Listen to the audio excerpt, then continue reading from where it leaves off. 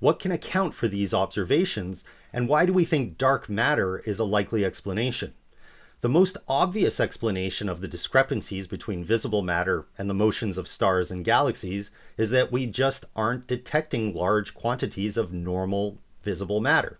If this was true, then in fact we wouldn't be detecting the vast majority of normal matter, since we expect to have 5 times more dark matter than what we can observe as visible matter in the universe.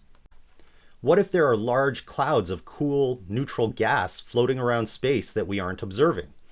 We're actually quite good at detecting matter across the entire electromagnetic spectrum. For example, cool, neutral hydrogen gas emits a 1,420 megahertz radio signal, which is observable by radio telescopes. Cool, interstellar gas isn't dark matter.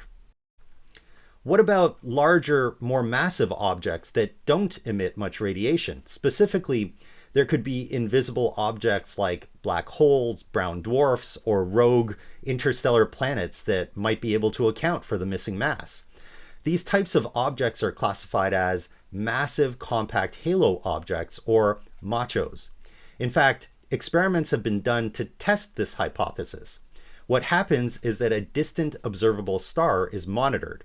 When a massive object passes in front of it, the star tends to brighten due to a microgravitational lensing, which results in some of the light being bent around the passing object's body.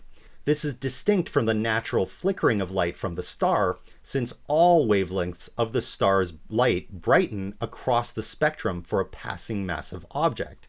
This approach has actually detected MACHOs. Unfortunately, what we see just can't account for the enormous discrepancy of missing mass that we see in the universe. So MACHOs aren't the source of dark matter.